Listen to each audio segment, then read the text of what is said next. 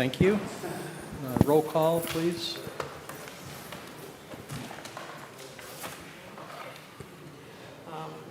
Chairperson Zedek requested to be excused. Vice Chairperson Dandelitis. Here. Secretary Loran. Here. Commissioner Dunn. Here. Commissioner Lamb. Here. Commissioner Sable requested to be excused. Commissioner Smith requested to be excused. Commissioner Narsch. Here. Commissioner McCleary. Here. We have a quorum. Thank you. Okay, first item on the agenda is approval of the agenda for this evening. Do I have a motion? Motion to approve the agenda is presented. Second. Thank you. Any discussion? Okay, all in favor? Aye. Aye. Opposed? Okay, motion carries. Number 5 on the agenda, approval of the minutes. This would be from our last meeting, which was July 17th. Mr. Chairman, I move that we approve the regular Planning Commission meeting minutes of July 17, 2023 as presented. Any discussion? I'm sorry, who seconded? Thank you.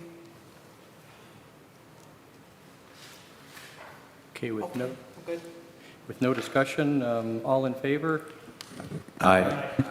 Opposed? Okay, motion carries. Item 6 on the agenda is public comments on non-agenda items only. Do we have any public comments on non-agenda items?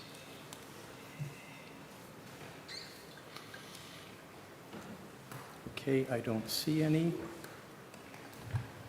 Number 7, old business. Is there any old business we need to discuss?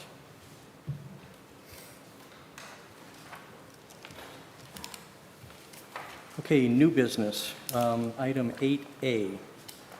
This is PC 23004, the flats and the lofts of West Village. This is a plan use development site plan review number 2, I believe. So Gage, would you like to kick us off, please?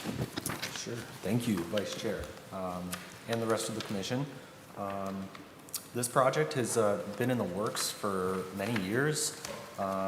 As you can see in this first page of the review, it began in 2021, where it gained Village Council approval to zone to RM, multifamily. That's necessary for the project to have moved forward as a PUD. It needs to comply with the underlying zoning district, so that was part of the process. It got PUD eligibility approval in 2021 as well, towards the end of the year. And then they came forward with a preliminary PUD plan, which was approved at the end of 2021. So now, here we are in 2023 with the final PUD plan. An important component of this was making sure that our village engineer could also provide preliminary comments. It was my understanding that they hadn't seen the project yet, so we thought it was best for them to get their hands and eyes on this. Moving forward, we are essentially looking for a recommendation from the Planning Commission to either approve, table, or deny the site plan portion of the project. The other component, which is the PUD agreement, can get a recommendation from the commission, but that's going to be approved through the council. So our attorney is currently working on additional comments and revisions for that PUD agreement. So moving on to the site plan review, second page. Can you move a little closer to the mic, please? Yeah, sure. Thank you. Bring it a little closer to me. How's that? Much better, okay. I don't need to repeat what I said earlier. Okay. All right, so just going into the site plan review, the site's located on West Elizabeth at the corner of North Lapeer. We find that most of the required data, if you can see on the summary of compliance page, page 3, most of the data has been provided. There are some outstanding issues regarding ownership that we would like to have clarified today. I think our village engineer can speak a little bit more. She caught that in her review. Otherwise, we find that the use of the site, this reuse and I don't want to know if I'm using the right word, rehabilitation of the former Eman Center and Lake Orion High School is really harmonious and does contribute to the public good, especially with the addition of more multifamily housing in the form of a new building on the site. Overall, we also find that it complies with the dimensional requirements of the, not only just the underlying zoning district, but the PUD-specific setbacks, density requirements, as we'll comment on later. There are some few outstanding items which we'll get into, so I'll get started with that. Page 4, I'm looking at the beginning of the site plan review. Moving into page 5, we call out the density, which was something that was brought up as a concern by some of our other departments, but we recognize that this process was started in 2021. This was a while ago. We had a different PUD ordinance at the time, and at that time, the Planning Commission and the Village Council approved the density bonus to allow for up to 89 residential units on this site. So that's why you're seeing kind of this discrepancy between what is technically required and what is being provided as part of the plan with regard to density. We're looking at landscaping now. I'm on page 6 here. We do believe that overall it's compliant with our landscaping standards. There's some details regarding mechanical equipment, and additionally, we'd like to see some more environmentally sensitive design. We think as a PUD that can definitely be a public benefit that can be worked into the plans. This would be reviewed by the village engineer, of course, but we do think that there are opportunities to include things like rain gardens, bioswales, or green roof technology, among other things. Item 4, and actually moving on to page 7, regarding access, vehicular access. We do note that there is a neighbor to the site's east at 347 North Broadway, who currently has access to their site via the village-owned parking lot that is currently on that site. And part of our recommendation is to explore a cross-access agreement with that neighbor so that they can maintain vehicular access to their site. Currently, they don't have any beyond that public access, and kind of cutting that off might preclude their access. So we recommended a curb cut directly into those parking spots, which is actually pretty nicely laid out as it is. Also, regarding vehicular access, we just need to see dumpster truck turning diagram. I believe our village engineer discussed demonstrating proper fire truck access as well, and turning radii there. So we are recommending that be shown on a revised site plan. Moving down to pedestrian connectivity, we think that there are options to either reduce impervious surface area, so shrinking some of the very wide sidewalks down to 4 feet, the maximum or the minimum necessary, but also to install additional sidewalks connecting Lapeer up to Elizabeth to provide that sort of pedestrian access that PUDs are, we want to encourage walkability and a good pedestrian experience. There's also some minor discrepancies throughout the site plan with regard to the information and the data shown, so we would ask that that be clarified as well. Moving on, I'm on page 8 for your reference. Still, we're looking at parking. We do note that there are some areas where minimum stall depth is not met, this could, cause concern for pedestrian vehicle conflicts. So we want to make sure that, we can either have reduced maneuvering lanes, still demonstrating compliance with turning radii and all that, but also, allowing for a minimum sidewalk width of 4 feet and stall lengths of, I believe, 20 feet, just to make sure that there are no conflicts or overhangs. Additionally, we would like to see the identification of all off-street parking.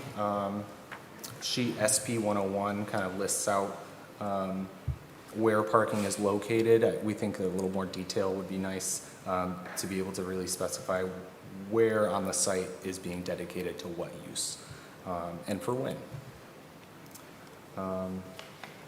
Again, with regard to parking for the assembly space, we received a shared parking agreement from the applicant for the use of the school administration lot to the south.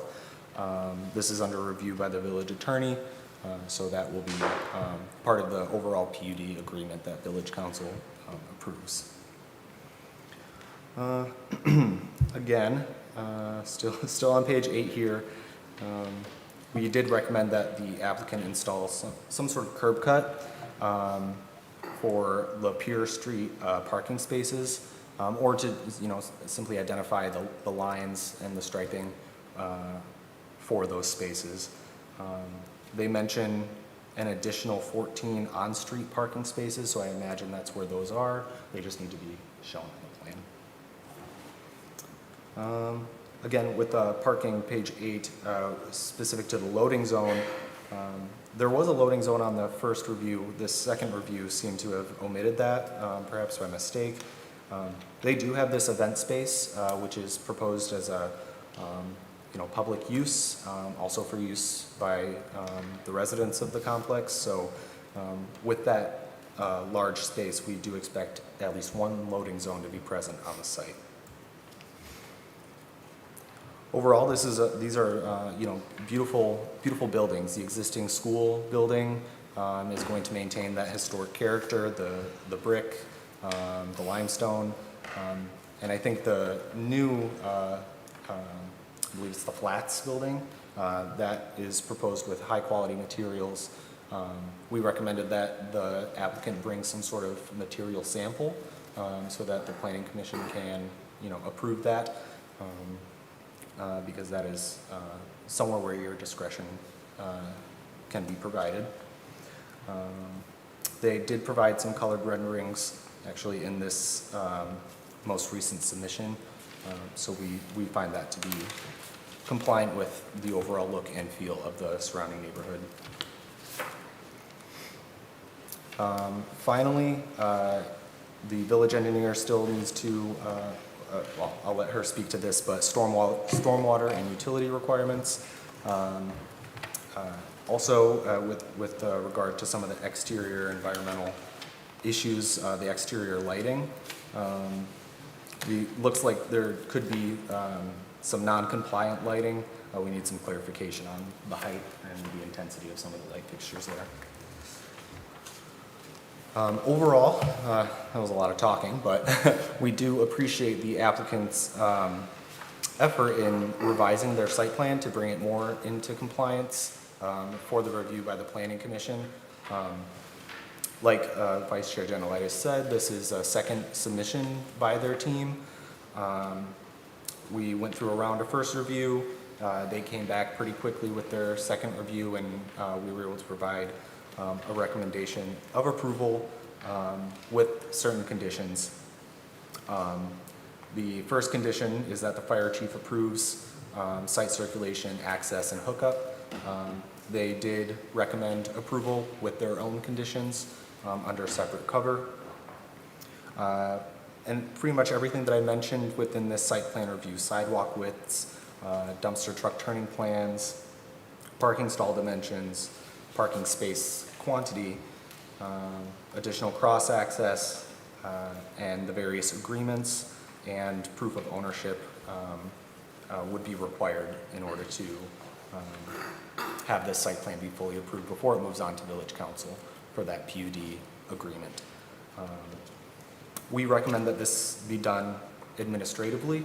As far as planning and zoning is concerned, this shouldn't impact, these recommendations shouldn't impact the site to an appreciable degree, but I will leave it up to you to hand it over to the village engineer to provide further comment. Thank you. Okay, thank you. Next, does the applicant wish to speak? Hello, Commissioners. Good evening. Thank you for having us. I want to give you just a brief update on where we're at with the project overall, and then Chris Westerlin from TDG Architects is going to walk you through some new visuals of the buildings as well. We also have some samples of the materials that we're going to be using to share with you as well. So, as you know, we did a pause for about a year on the project. Primarily last year, if everybody recalls, from the coming out of COVID, there was a lot of volatility in the construction industry for cost purposes. So we chose just to pause for a moment. In March of this year, we reactivated the project, got moving, hired the consultants, and they started working on getting us to today. So from today, getting the approvals from your board and then from the village council, then we'll move towards getting construction documents completed and construction financing completed. We're going to be fast tracking as fast as we can get people to get things done. Our hope is to close by year end. I think that's ambitious now, especially Brian's probably making faces at me behind me. Yeah. So that's kind of the overview of the whole project. So I think we're in good shape to get going on this and start construction immediately in 2024. So with that, Chris, you want to kind of go through some of the design? Yeah, so up on the screen, you guys can see we've, along with our window sample here, and then Kyle has some brick samples and siding samples that we'll pass around. These are showing off the materials that we're planning to use in the building. So for the brick, we're actually showing two different brick samples. We had some assistance with selecting these to match the existing school. So possibly a mixture of both of these to get all the colors that are coming off the school to match in the new brick on the new building. The second kind of main material is a composite panel system. When you see in the renderings, it's a panel system, kind of looks like a metal panel system, but it'll be a composite material. We're using limestone as like an accent band and caps throughout the building, and then two different variations of siding, some vertical siding, horizontal siding in different colors. And then finally, we'll have some decorative railings that are just metal railings with cables in between. Those will be on the balconies of the units. And then split face masonry and the stair tower elements of the buildings. And so here are the renderings showing off these materials. This is looking from the north side towards the south. You can see the existing building, a little bit of it, of the school on the left side there. This is looking also from the north side towards the south. This is the existing school building. You can see the various materials. We have the brick on these elements that are coming up, and then the vertical siding is the blue color there. The horizontal siding is that gray color there. The windows are designed to match a similar shape to the existing school building.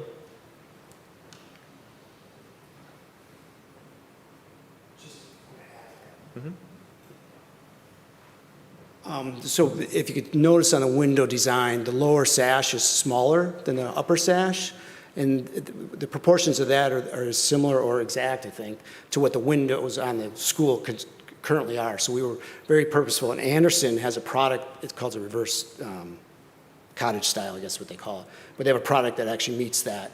Sounds like they've done this before on school projects particularly. And so this view is looking from the south towards the north, looking at the entrance from the kind of lower part of the building. So the main entrance from this parking lot would be here, where the building meets in a corner. And then this would be the entrance from the north side of the building and the upper floor. And this entrance, it was requested that there was kind of some more hierarchy to stick out as the entrance of the north side. And so what we did is we pulled some elements from the existing school to match the entrance a little bit, but not to directly copy it. So we pulled elements like the arch as the entryway, and then some of the brick trim detail, which might be a little bit difficult to see how we're looking at it here. But the school has a lot of different brick patterns using different coursing to create some interest in the facade, and so that's what we've done here.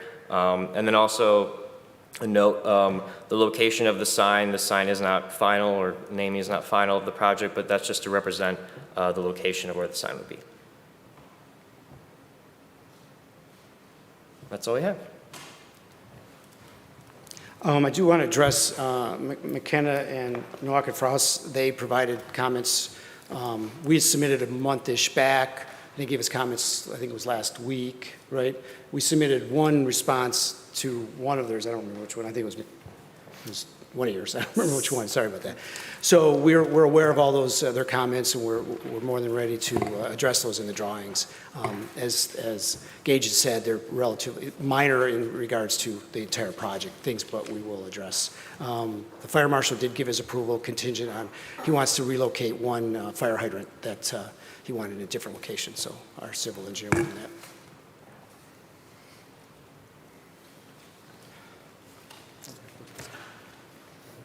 A question on the windows. You know, when you put them side by side, the windows are white in the school. Are they They're- going to be changed or painted? The school windows are, they're silver, silver aluminum. He just pulled the picture up again. I don't know if you guys can see it down there. And no, those all the windows in the school are staying as is. We have to replace a lot of the glass.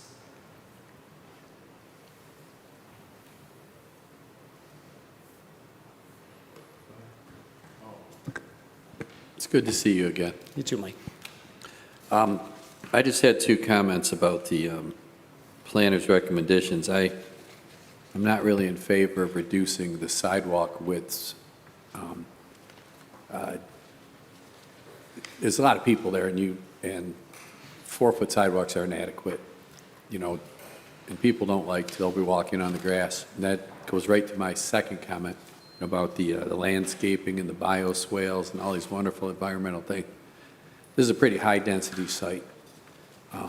The village has a long history of not enforcing any landscape maintenance requirements on the commercial buildings, so I would strongly encourage you to put in some tough plants and make the sidewalks big so that the plants can survive the lack of maintenance that, you know, apartment operators usually end up doing, and there's plenty of sidewalk for the people to get around, and there's going to be a lot of foot traffic, a lot of bicycles, and 4-foot sidewalks just aren't adequate, in my opinion. So we're addressing that, and there's a couple things we're dealing with. There's sidewalks that are next to parking spaces, right directly next to them, and a 4-foot sidewalk with a full 20-foot car parking space there.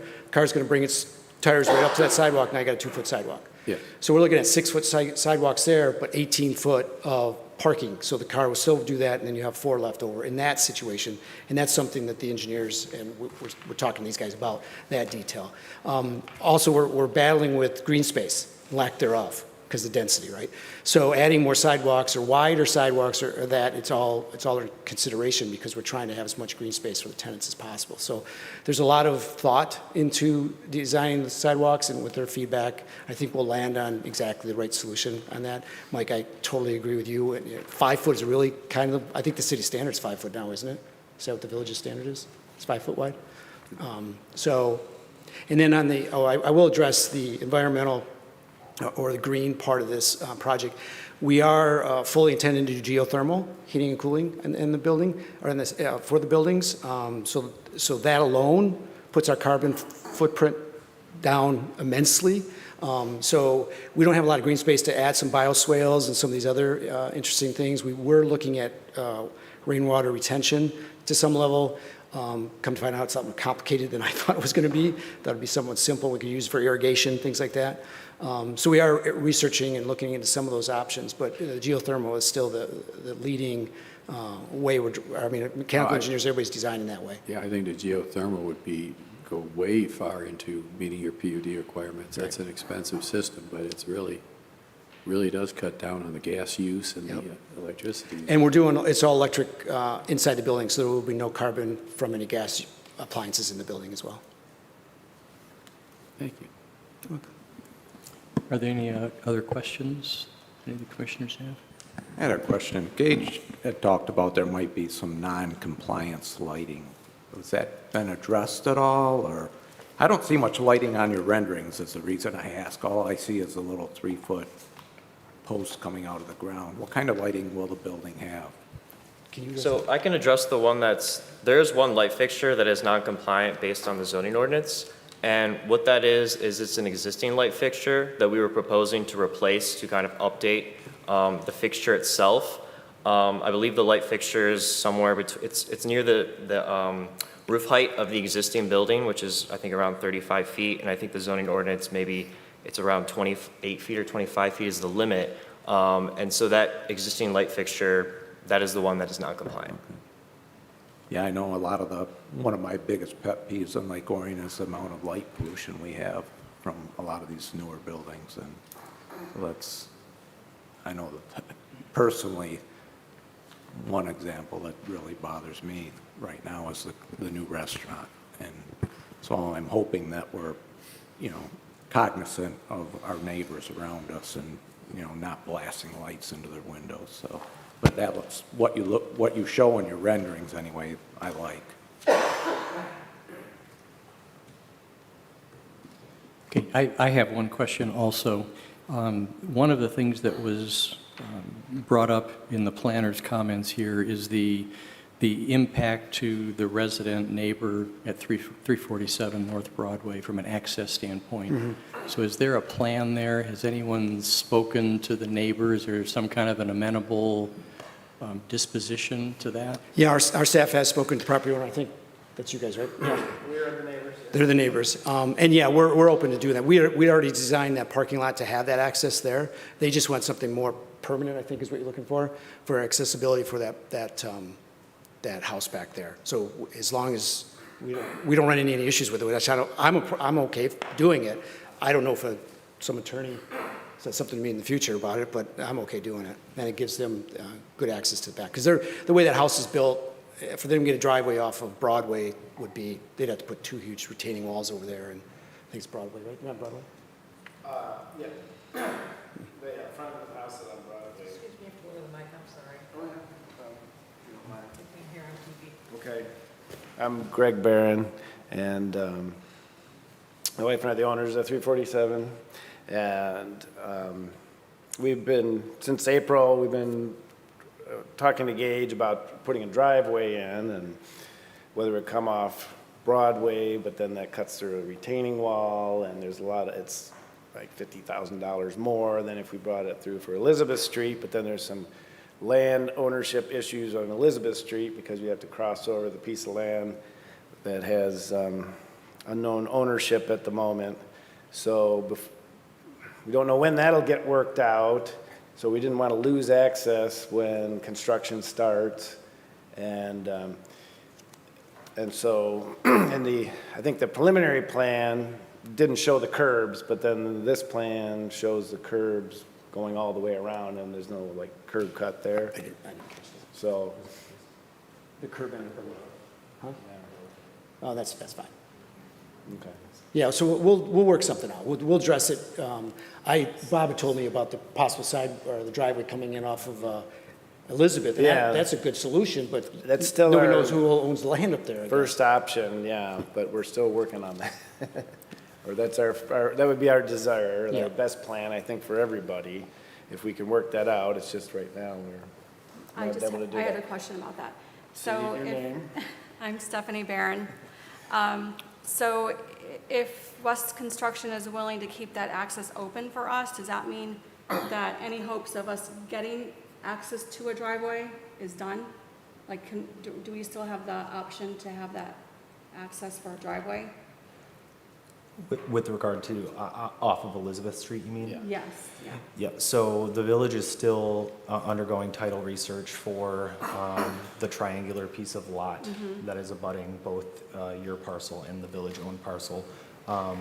We are pursuing our legal options for just maintaining village control of that parcel as we believe it was originally platted.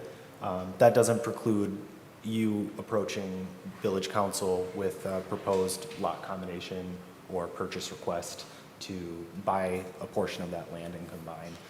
I can't speak for village council, though. Okay. So I guess, Well, I got a comment, Go ahead. question on that. So I take it that, because it has long been my understanding that there was village-owned and then West Development, or the previous, the school. So I take it what we're trying to determine is if it's village property?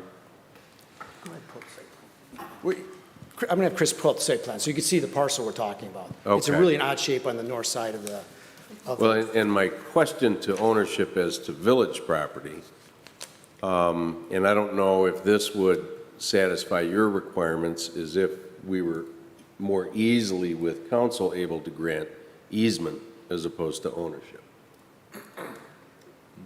oh, I see where the curb is in there, I see that when we're talking about. So if you go on the east side of our property line, yeah, go up there, Chris, to the east. Right there is the parcel they're referencing. It doesn't really show up in this drawing, unfortunately. And so the idea that they're referencing is taking the driveway from Elizabeth Street straight south to their backyard right there, where you can kind of go down, Chris, a little bit. Right there, it says existing gravel drive. Yeah, so basically they could bring it right down. I think you must have a sidewalk back there or something. That's what they would prefer to do, and I think, if I was them, I would prefer that as well. But it sounds like there's this title issue with the property. And I'm just saying that in the event it's determined it is village property, are we able to more easily provide easement as opposed to ownership? If it's village-owned property, then yes, we could grant, it would be fairly easy for us to grant an easement. The big issue, as we've pointed out, is whether or not the village actually owns that triangular piece of property at the north end. Chris, Google survey. The original plat, from what I understand, It doesn't really show it on there either. indicates that parcel of property is a park, but it doesn't indicate who owns that parcel, whether it belongs to the neighborhood, whether it's under the control and under the ownership of the village, and I know that the village attorney is looking into that right now. We don't have anything that says it's a restricted use deed then? No. Okay. So absent a restricted use deed, if it's village and it's something we can determine, then an easement is something we could do and provide that. So, I mean, I think that's something that could easily be done. We just got to figure out what it was intended for, right? Right. But yeah. If we do determine that, that it was restricted as a park, that could be problematic. That's why I asked if it was a restricted use deed. So we got to determine that if it's a restricted use, we can't change that. It goes back to the original owners before we could change it. Or the donors or their family, so it gets complicated. Did you ever get a copy of the plat, Darwin? I have seen a copy of the plat, yes, and the original plat labels that triangular piece, it just says park, that's all it says on it. And the rest of the dedicate, what year was the plat? The ING was erased. No, I'm just Late 1800s, if I remember correctly. So, but I know we've asked the village attorney to look into that and determine exactly what the ownership is, so I know she's been looking into that. Yeah. If I may add, we were just chatting, the plat does specify that as a park. This is also the area of the proposed PUD that has the proposed village parking lot. Not sure if that precludes them developing that portion as a parking lot, but if it's dedicated to the village anyway, that could be part of the park over there as well.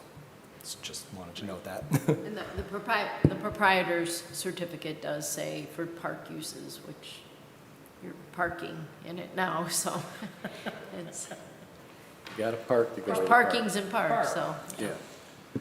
But the parking is actually, you own where you're parking, is that right? Yes. So it's the two gravel access- spots are. It's access are on to that. That, our lot, Yeah. yes. And so it's just getting to it, right? And can I just add one more thing? So we have our property is a duplex, so we have an apartment upstairs and an apartment downstairs. We're supposed to have 2 parking spots per unit, and right now, we only have 2 parking spots, period. So that's a problem. If we were to keep the parking lot access, that still leaves us 2 parking spaces short, so. Another reason to prefer the driveway. Right. Right. I don't want to lead you down the rosy path, but there, so if it's a park dedicated on a plat, giving you an easement over the park may not be as easy as all that, okay? Now, in the past, I think we've done use agreements where we granted, use, but the plat is a very complicated thing. It's very expensive to amend, change, and alter the plats.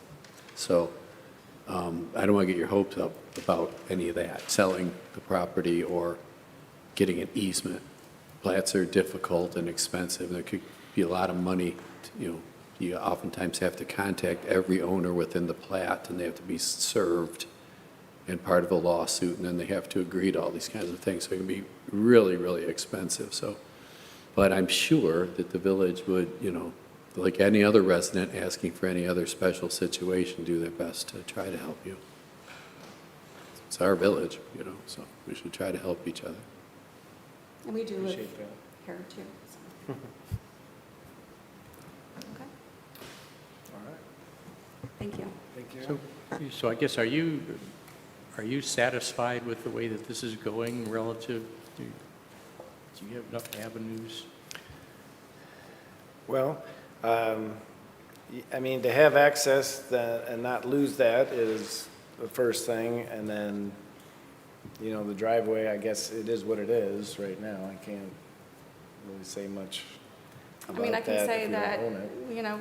we've been trying to sell the duplex since last November, and we've had a lot of negative comments about lack of driveway, so, yeah. Yep.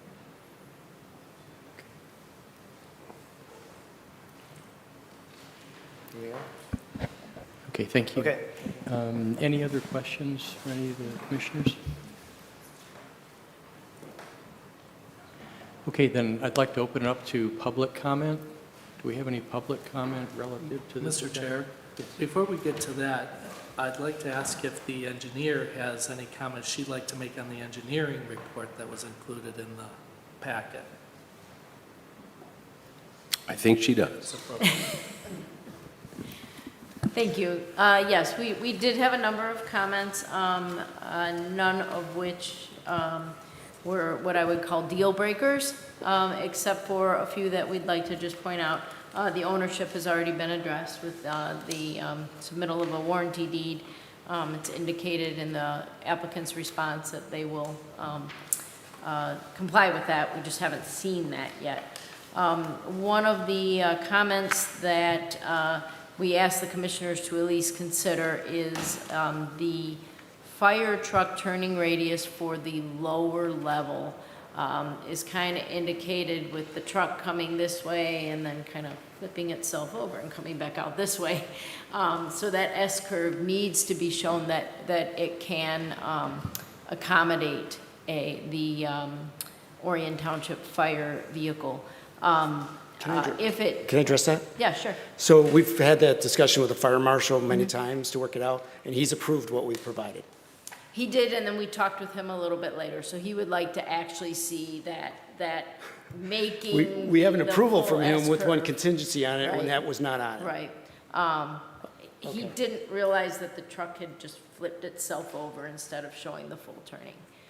So it's a really There- simple thing to do using, the truck turning radii to show that it Well, there- can negotiate that curve. And it works, but the restriction we're running into is the graphic is the problem, because we're just using their graphic. So I'll let these guys get into it more detail with you. And that's fine. It just needs to be satisfied that that can be maneuvered because you would lose parking spaces Yes. if that cannot be Right. maneuvered. The retaining wall that is proposed is a little bit inconsistent between the site plan and the grading plan, so it just needs to be consistent between the two. A little bit of a concern with the tower and it's not a retaining wall, it's a screen wall that surrounds that tower there, and the proximity of now a 14-foot retaining wall just next to it. So any kind of approval from the cell tower company that they're satisfied that their wall will not be compromised. And I believe those were our two main important items. There were a few items, and I will note in engineering that the stormwater management does have to, by our newer ordinance that was adopted about a year and a half ago, it does have to meet all Oakland County Water Resources Commission standards, which are a little bit strict, so it will have to meet that. And so with that, I read the packet, and those were the two things that stuck out for me was, have you had communication with the cell tower folks? Has there been discussion? Matt knows who they are, and he can talk to them about it. But Because they that's- seem to be on a mountain in Tibet somewhere. I remember we tried, So obviously, that's an engineering thing that we have to work through. We're not at engineering yet, so we will Okay. absolutely work through that engineering, yes. All right. And what was the other one? And then the water issue, the Oakland County or the retain. Oh, yeah, when we had our first meeting back in June or July, she brought that up to us. So- Oh. And our civil engineer is well aware of those requirements. Okay. Yes. And I was concerned about the cell tower because it's a separate entity in the middle of all of this. Right. As long as you guys are having discussions. that's Yeah, good. yeah.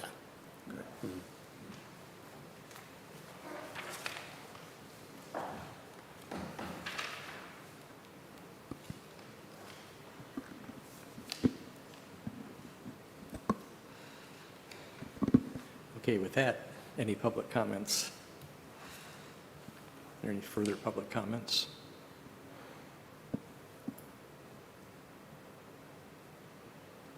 Okay, any other commissioner comments?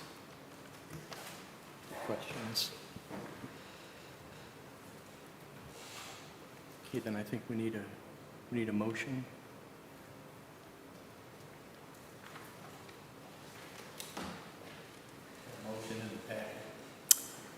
Can we make the motion to recommend that we approve the plan, proposed loft and flats, West Village at 55 West Elizabeth Street, parcel 09-02-403-019, and recommend approval to the village council based, subject to those following conditions? Do we need to list those conditions, or?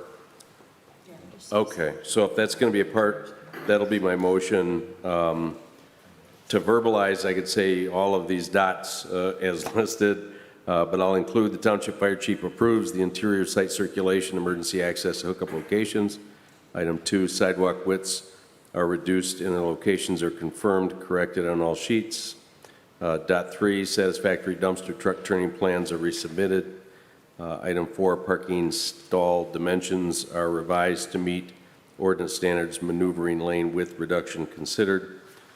Next item, number of parking spaces designated for residential use is clarified. Next item, location and details of the on-street parking locations are clarified. Next item, cross-access agreement and modified curbing is pursued with easement or easterly neighbor at 347 North Broadway to allow continued use of parking spaces. Next item, shared parking agreement with school district for use of administrative lot is approved by the village attorney. Next item, the applicant approves or provides the planning commission, and planning commission approves the proposed material samples, color renderings, and the facade of the proposed flats building. Next item, the village engineer approves preliminary stormwater landscaping plans and is satisfied with proposed grading and utility details, parking lot curbing required in some areas. Last item, the purpose of the F1 light fixture is clarified. Okay, do we have a second? Second. Could I ask one question of the applicant before we Please, go ahead. Mr. Webb, is there anything in our proposed motion that is in agreement with what you desire to do at this time that needs to be clarified so that we may not have this confusion? We had a lot of talking. Just one that I noticed is that the applicant provides and the planning commission approves the proposed material samples, color renderings of the facade of the proposed flats building. We just provided that tonight, so if we could take that condition off. I would agree to that. I'll amend my motion to eliminate that item. And that would be, provides the planning commission approves the proposed material samples and color renderings. That's the third from the bottom. Mr. Chairman, just for clarification, are we including any conditions that were outlined in the engineer's report? We did have a number of comments. We had 23 comments, so I'd like them to be considered. Can I do those by broad brush and include the 23 comments of our engineer as listed and read? As listed in our letter dated August 30th. We will attach those with the minutes. I see an attorney making his way. No. I guess I'd indulge the chair if I could speak while there's a motion on the floor. Matthew Gibb, 930 Lakewood. If you're so inclined, Mr. Narsch, it might be better if the condition were that the eventual final approval of the engineer in satisfaction of her list of conditions, instead of making them specific conditions to her approval. By making them specific conditions, then they have to be satisfied specifically, and I know there's some that are still in flux, so to speak. And so if the planning commission, because it still does have to go to council to get final approval, and the final PUD agreement would be that final, instead of having them be word for word, sorry, I know you're an outstanding engineer, but you know why I'm suggesting this, is that it would be subject to the final approval of the village engineer in satisfaction of those conditions, because they may change. And I would hate to have to come back because, the 3 conditions say this, and it was specific to that. So I would just make that suggestion too. I'm willing to change it as to the engineering concept to say, subject to the final approval of the engineer. And just for the record, it does acknowledge that you're making that an administrative function, but you've got very good, capable people that represent. I'm happy with that. I think everybody. Yeah. Susan, do you have now the motion? And would you amend your motion? I'll second it. Okay. Thank you. Okay, so for clarification, should we at least summarize those changes? So in summary, it was the motion with language that I gave minus the third point from the bottom regarding the proposed material samples, color renderings, and proposed facade of the flat building. We approved that. So we'll take that out, and then subject to final approval of our engineers on engineering concerns, as listed in the letter dated August. Is that? That's good. No, thank you. Okay. Thank you. Okay, do we need a roll call or? Yes, okay, so all in favor? Aye. Opposed? Okay, motion carries. Okay, next item on the agenda is 8B, Article 9, Mixed Use District. This is discussion only. Gage, I believe you have something to present on this?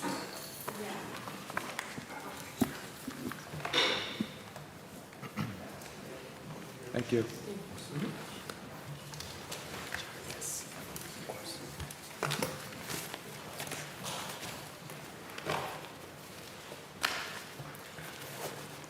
Thank you, Vice Chairman. During some recent site plan reviews for developments within the mixed-use district, we've come across some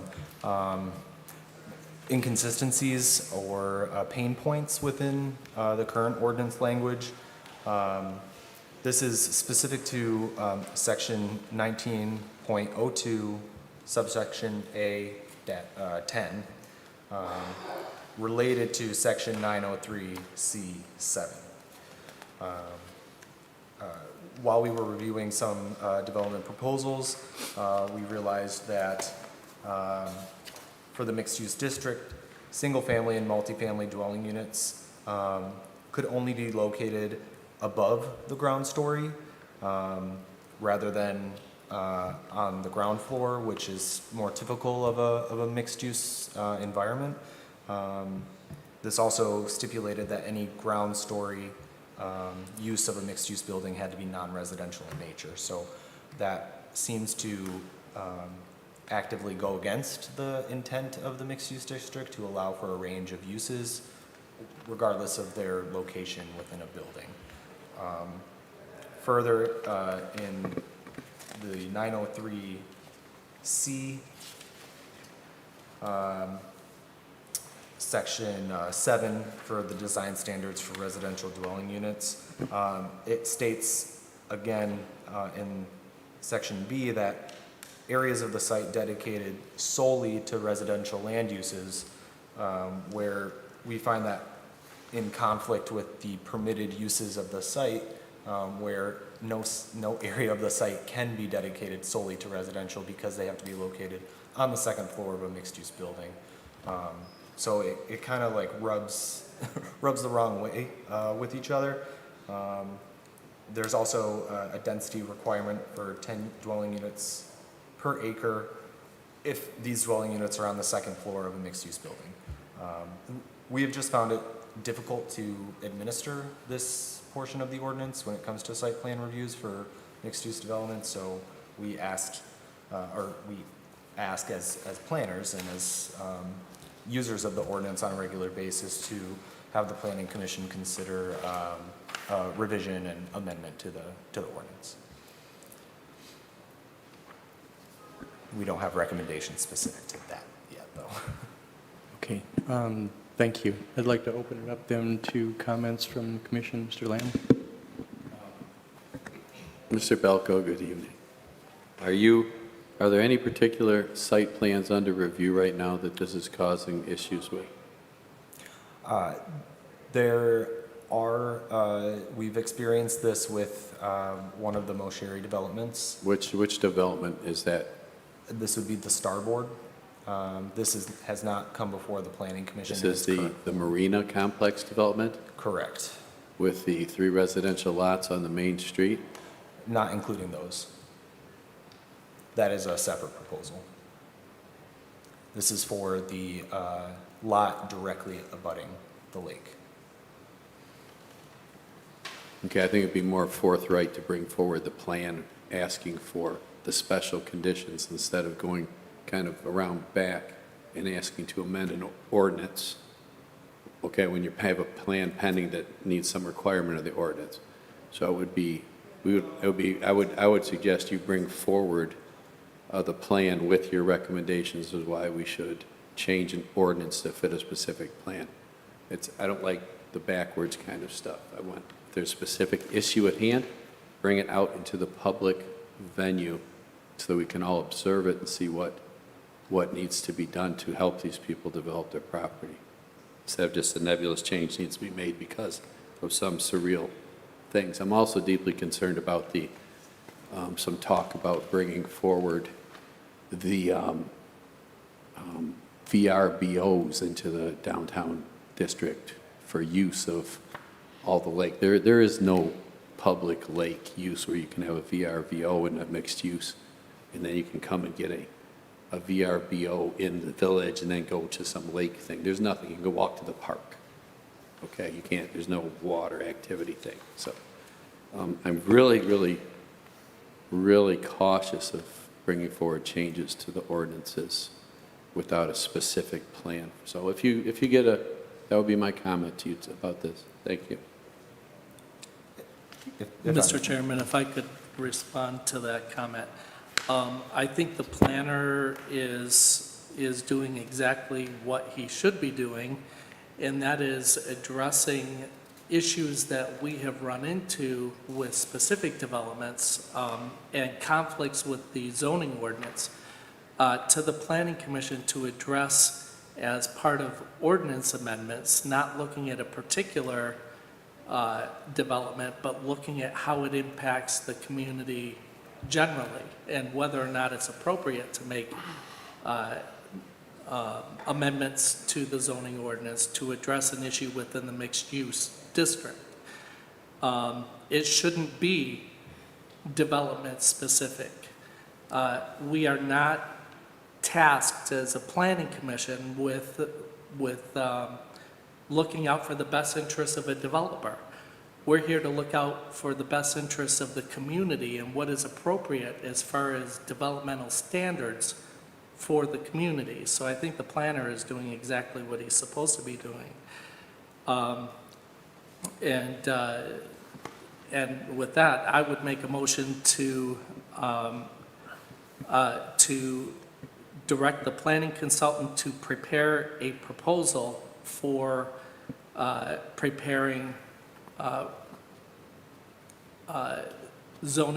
proposed zoning amendments for the mixed-use district for approval by the village council as to the contract, because the council has to allocate the funds to undertake this project.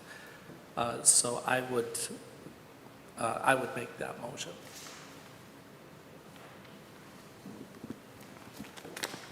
Go ahead.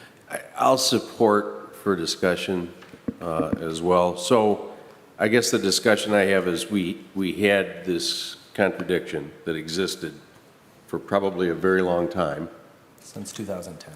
Since 2010. 2000. I mean, we just discovered a similar contradiction in our food and food truck and event ordinances. You know, so you find contradictions, you try to fix them. And we're finding it now because of a new development, but previous to that, we never had any practical application conflict, right? So now we're finding that.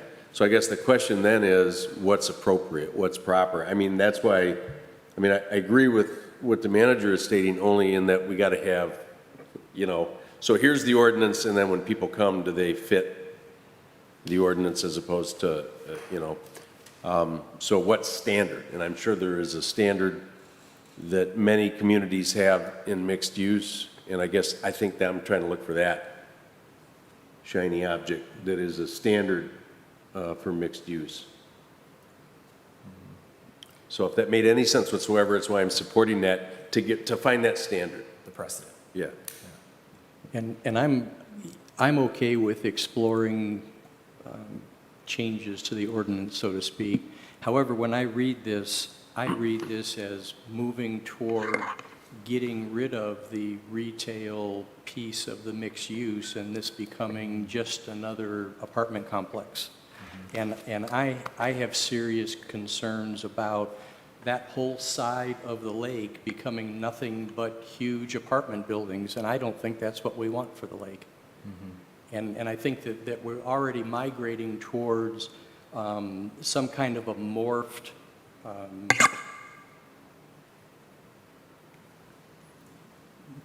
use of this mixed use where we've got, where I think we're heading is, instead of having retail below and apartment up above, like you would have at the bike shop and Bitter Tom's. I mean, that's my idea of kind of that retail on the bottom and the apartment on the top, and that mixed use.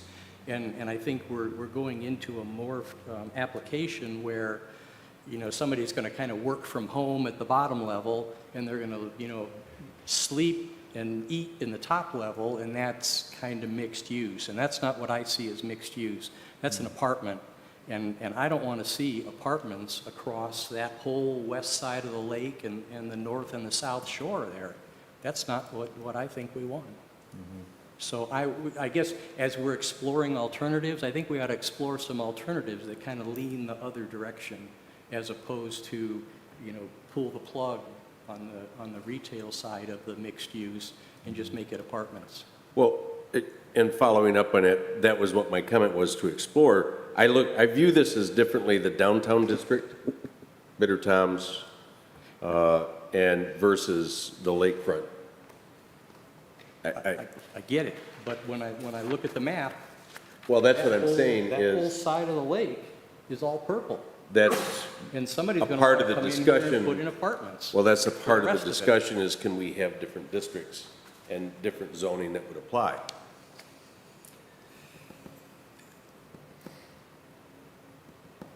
Mr. Lamb?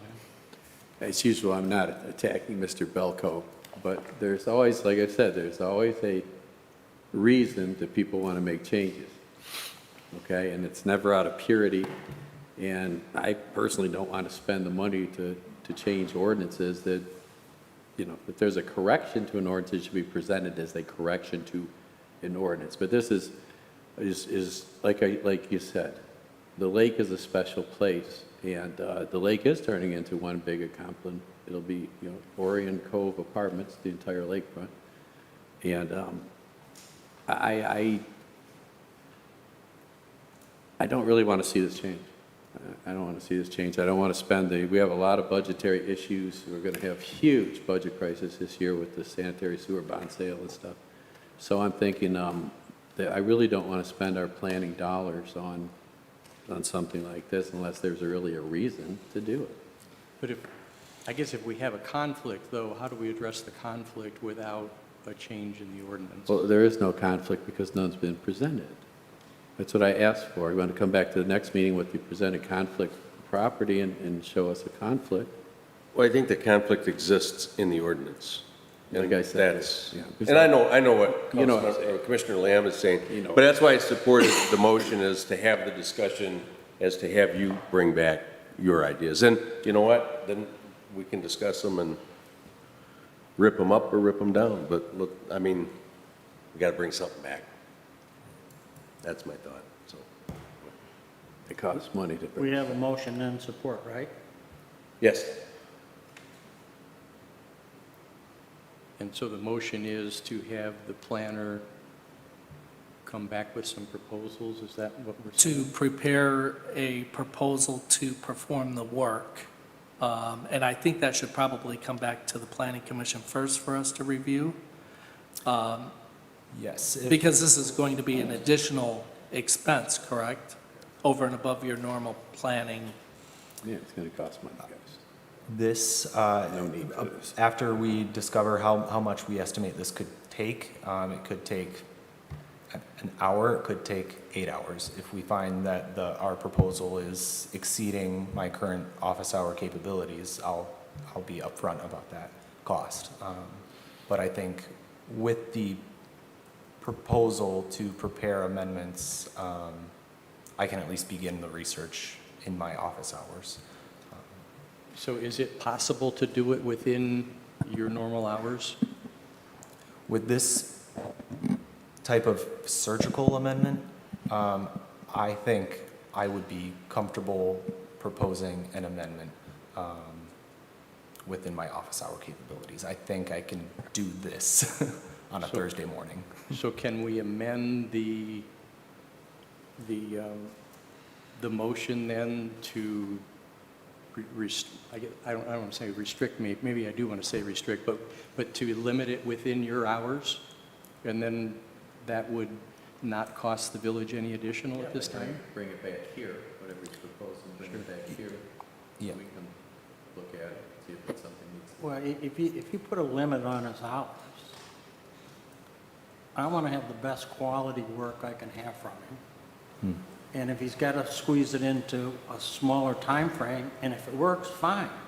If it doesn't work, then we need to take another look at it. I don't think we can authorize expenditures at this planning commission. No. We'd have to ship this to the council for review and a proposal, and then a big review. And then I think this is a small little issue that should just die right here, and we can move on to some other good business in the village, like getting rid of stuff, apartments. Well, I think we got to resolve a conflict. I hate conflicts, and I hate conflicts in law, because it always comes back to us.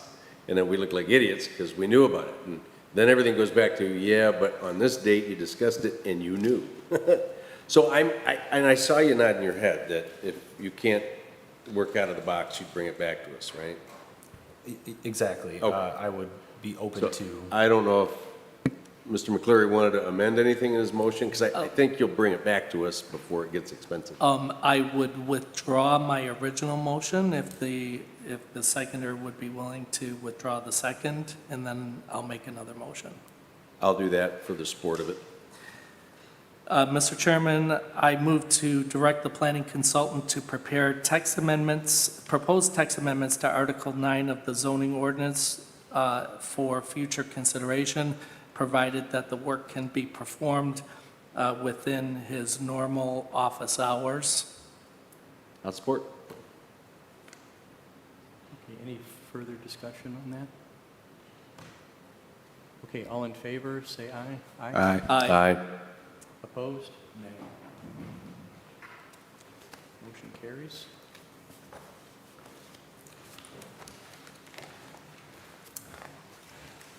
Okay, next on the agenda is the Planning and Zoning Monthly Report.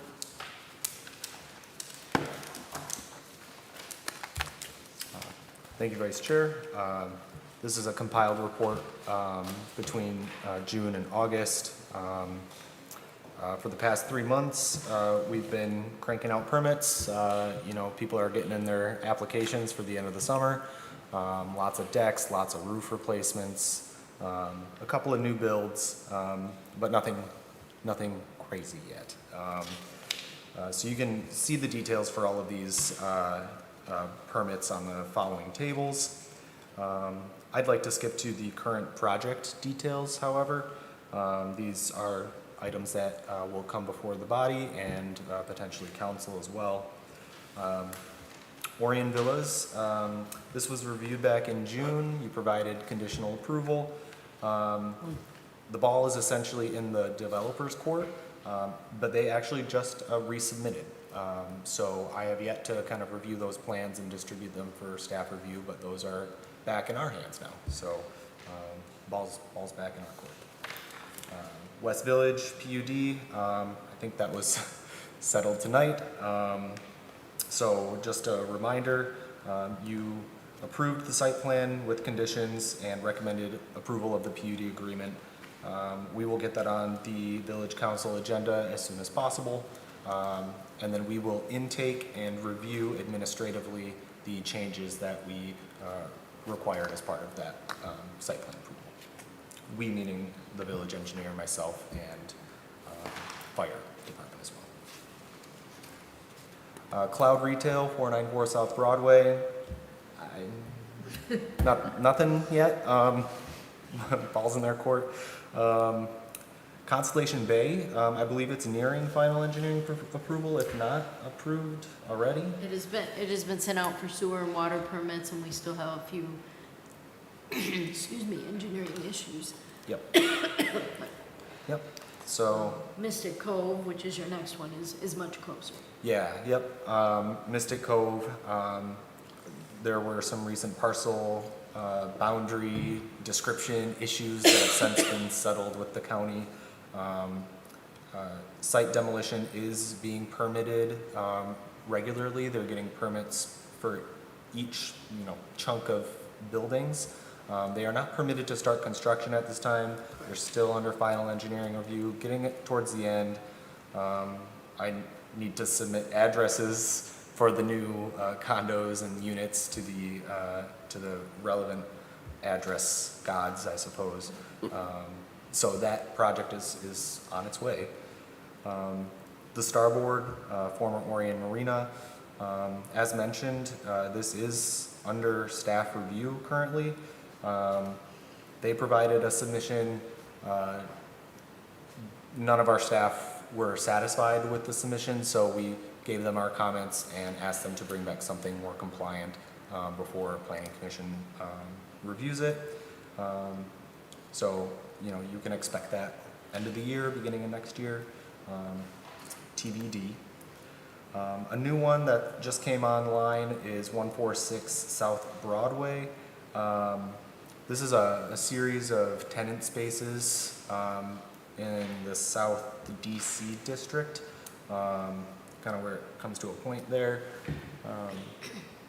It's a facade modification, so they're proposing some really nice facade changes and interior demo work to white box it for new tenants. So they're doing all the heavy lifting as the owners to make it really easy for tenants to come in and occupy. Is that the property where the chocolate store was? It's a bait and chocolate shop, I think. Yeah, okay. Yeah, it All was. right, it needs, Yeah, it's an older building, so these changes will really kind of elevate the space over there. So that's under review right now. It should come before you at the next meeting.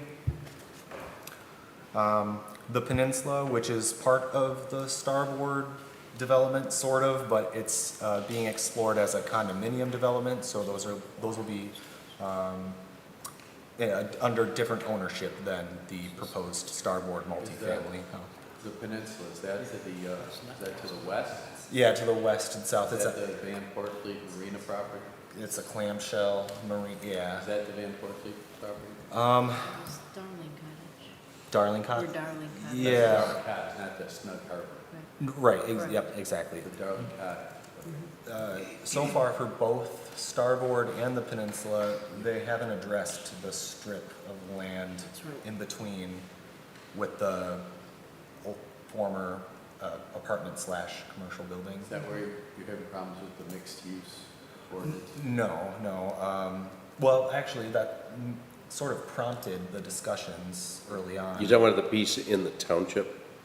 No. That's south of Height, or, whatever? No, I'm confused, it's Yeah. by the Oh. marina. Oh. This is the yeah, marina. yeah. I Flint got and it, Lake yeah. Street. Yeah, Yep. it's nothing to do with Okay. it. I was wondering if it was that problem. Yep. So they actually just submitted site plans and condominium documents for review. This will undergo a typical site plan review process, and our attorney will review the the condominium documents. So you should see that on your docket for, either next month or the following month.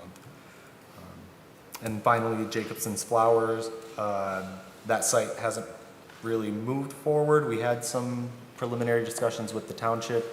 It's a site that is about 3/4 of the way in the township, 1/4 in the village. The applicant really wants our village development standards to apply because we're a little bit more, we promote development in that area of our village. So they're still working out an agreement with the supervisor. We might bring forward an interlocal agreement. That's still to be determined. And then some upcoming initiatives. Some of these are holdovers from the previous report, but I think we can make progress on the fee schedule revisions, application revisions. I'm really getting through my backlog of permits, and now that I have those extra hours on Thursday, so I imagine some of these more administrative tasks can be addressed in the coming months. Township BSNA review and permitting process. We have a new target of starting that in the new year, where the township will take in all of our development applications for commercial sites, and I'll have access to their BSNA system, so they'll be able to get all the documents that they need to eventually issue building permits, so I'm not trying to be the middleman between applicants and the township. They'll start with the township. I'll get a notification to review their site plan for zoning compliance. I can mark my approval in BSNA. It'll be a much more efficient and time-saving, really, for everyone involved. Next item, the master plan, strategic action plan. This is something that you saw and approved as part of your annual planning and zoning report. We provided a proposal to council.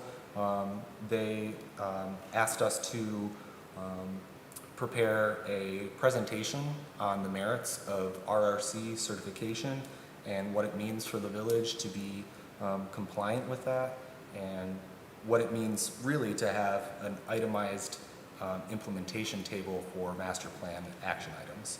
I think that's really the main issue here. We want to make sure that we can show progress on our master plan year after year, and that action plan and implementation table will really help with that. So we're looking to get that on the council's next available agenda, either this month or next month. Board of Zoning Appeals bylaws, I think I owe a meeting with Susan and our attorney. They have some comments. I provided some drafts that'll eventually come to the BZA. Eventually, but they haven't had a meeting, so that's, I guess, also a good thing. Yeah, we'll have one administrative meeting. We have to, at the least. Some other things that may come forward later, like I said, the mixed-use proposed amendments. I'm going to do my best to research and provide recommendations within my office hours. Whether that's next month or the following month, I think I can get that done. Village-owned parcels, this is something that's just kind of in my mind all the time, especially, you know, we had that lengthy discussion about the Triangle Park in near the West Village development, but I know Department of Public Works and Engineering, we're all interested in having a collective database of all village-owned parcels and right-of-ways. Would that include rodents? Yeah, yep. Okay. Yep. All right. So, we're working on that. That's in its kind of a nascent phase right now. And then possibly looking at short-term rentals. That was a direction from council to ask the planning commission to potentially direct the planning consultant to study and explore recommendations for short-term rentals in a specific area of the village. So nothing's on the table yet for you all, but there may be. That's all I've got. Thank you. Okay, thank you. Any questions or further comments on the report? We need to receive and file. Thank you. Okay, I need a motion to receive and file, please. Motion to receive and file. In a second? Support. Okay, all in favor, say aye. Aye. Aye. Opposed? Receive and file. Okay, last up, commissioners' comments regarding planning and zoning matters. We'll start at this end. Mr. Lamb, any additional comments? I don't want to make any comments, but Mr. Belko brought up an issue at the end.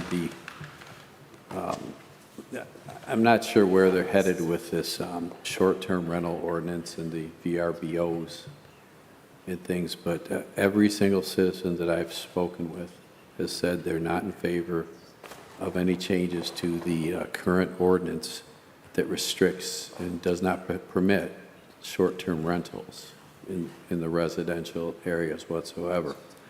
So once again, I always like to know what is the motivation for, after we went through lengthy, years of getting rid of the creating the short-term rental ordinance to prohibit it. And now, we're trying to, weasel it into the community. And like I said, there's always a reason for making changes, and usually the reason for making changes is special interest groups benefit. So I have no interest in ever having any short-term rentals in the village. And I'm fully in favor of standing by that old byword. If someone doesn't like it, they can sue us. The village doesn't have a problem suing, so they shouldn't be worried about being sued. So I just want to say I am firmly against any short-term rental ordinances. And then other than that, I really don't have anything. I'm excited to see the West development project finally getting underway. The COVID had really destroyed a lot of people's plans, and I'm just excited to see something happening. I'm excited to see the Mosheri projects are starting, they're demolishing, the buildings are going down. I think it's going to be a big change. The lakefront's already changed, and it's been approved. I'm anxious to see what happens. It's all very exciting. I drove my boat along the entire shoreline the other day, and it was definitely a change. So they seem to be doing nice work, though. It's very clean and organized, and there's no garbage, and it all looks very professional. So thank you. Okay. Anything? Yeah, and so as it relates to the short-term rentals, I want to just make sure that everybody understands we had the discussion at the council level, and I've kind of brought that forward so as to not weasel something before anybody. And the motivation here is that we do comply with law. So the idea is that we research and make sure that lawfully, if we find out that we must provide some short-term rentals, then we want to make sure that we are in advance of that. And I don't want to say that let's invite lawsuit where we can prevent, and we do that by restricting. And if we certainly, as a council and as a planning commission, don't want those around the lakefront area because they would cause some issues, we would restrict them to, say, the downtown district.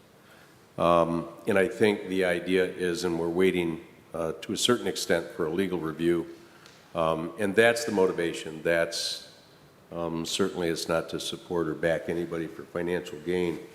To the contrary, it's to protect the village and insulate us from potential costs that we can avoid. And if we can limit that and yet still meet state law, I think that's the safest and really the most honest, transparent process. And I also am happy to see the West Development moving forward. Again, I'm just an oldie around here and have been watching that building deteriorate.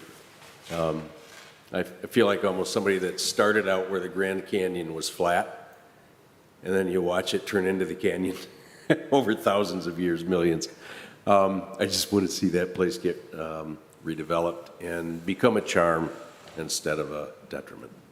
So I'm really excited to see that. I like what I saw tonight, and I like their vision, I like their history, and I'm really excited about seeing that building come back to life. That's all. Thank you. Yeah, I just want to echo Commissioner Lamb's comments on the Mosheri development. I think they're doing a great job of minimizing the impact on the community with the way they have everything fenced off, even as far as spraying the mist to keep dust down, and I think they're doing a great job. And, having been around and seen different Mosheri developments, I'm really feeling positive about the way that the change this is going to make to the lake. I mean, I think a lot of people see it as one thing where a lot of other people see it as a positive change, because I really think they're going to do a good job with this. And, at least I hope so. And then, just like Commissioner Narsch said about the Eman Center, I've been in Lake Orion a long time and watched that building, same thing. You really look at it and you think that can really be a cool building. I mean, it is a cool building. And for them to bring it back to life, I'm really looking forward to that. Thank you. Mr. Cleary? Mr. Chairman, just a couple things real quick. First of all, I too wanted to comment on the short-term rentals. I am the one that brought it to the village council for discussion. And the reason for that, the impetus for it was that we have been involved in enforcement actions with a property owner who has been providing short-term rental services in violation of the zoning code. And in looking at that situation, I was concerned about whether or not our current zoning code is exclusionary. We have to provide for every type of use within our community, somewhere within the community. Our zoning code specifically prohibits this type of use anywhere within the community.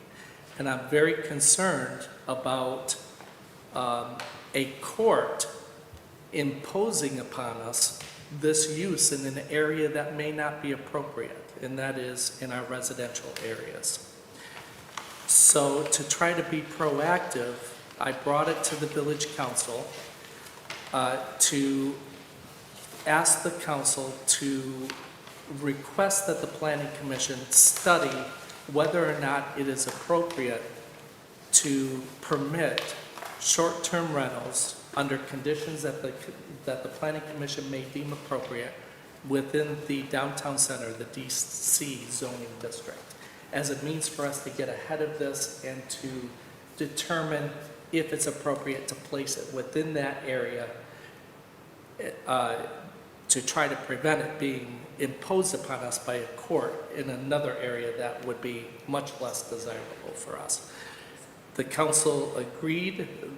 They adopted a motion to request that the planning commission study the issue to determine if it is appropriate for the downtown center district and what conditions you may want to see as part of that change if the planning commission does determine that it is appropriate, and to bring those recommendations back to the council.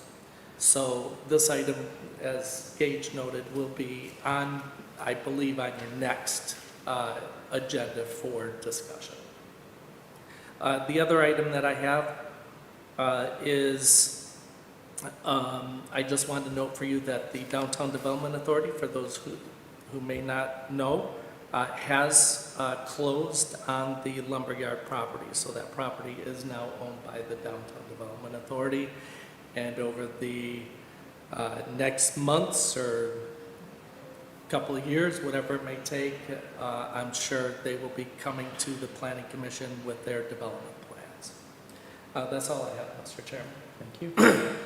You know, when I first heard about the rental thing in the village, I was on the planning commission then that voted no against it. After listening to Mr. McCleary's comments, I have now got an open mind again, knowing that we're doing something that would make some sense. I'm really excited that we've really been able to clear up the blight in the village. I mean, we've got the Eamon Center happening. I'm thankful for the West people. Took a year off and are back, excited. The Masheri projects are starting to happen. We're tearing down property and seems to be a nice job, and I'm surprised I haven't heard them. And then the last piece of blight that was sitting around was the lumberyard, and I think the DDA will have some great plans and looking for a lot of ideas from everybody in the village. Thanks. Okay, thanks. For myself, first of all, a couple things on the West project from a packet standpoint. So I appreciate the packet having, you know, the current Site 2 plan, but also the previous one for reference. I appreciate that. I also appreciate the couple of documents that were in here where Wes specifically addressed bullets. They changed the font color, so it was very, very logical, very easy to follow, and I appreciate that. So thank you. The other comment that I wanted to make, there's the capital improvement plan that is now being considered, or at least worked in the village council. There was a special meeting on that with the village council. I believe this document was either reviewed or passed out. When I read through this, the process that was outlined in here talks specifically about planning commission involvement, and even goes on to say that in some instances the process is led by somebody on the planning commission. The reason for my bringing it up today is I am very, very interested in being part of that solution as a representative or even the leader from the Planning Commission. So I wanted to volunteer my time and my expertise. In my professional career, I've got that experience. I have managed multi-million-dollar, $500 million programs in the automotive industry that spanned 10 years. I have that experience, and I want to offer my time and my expertise to be part of the solution for the capital improvement plan. So I wanted to publicly state that, and I hope that the village will take me up on it. Anything else? Okay, next meeting. Yeah, so next meeting, thank you, October 10th, or I'm sorry, October 2nd, Monday, October 2nd. And with that, I'll, Motion to adjourn? thank you. All in favor? Aye. Opposed? Everybody have a great evening. Thank you. You too, Mr. Chairman.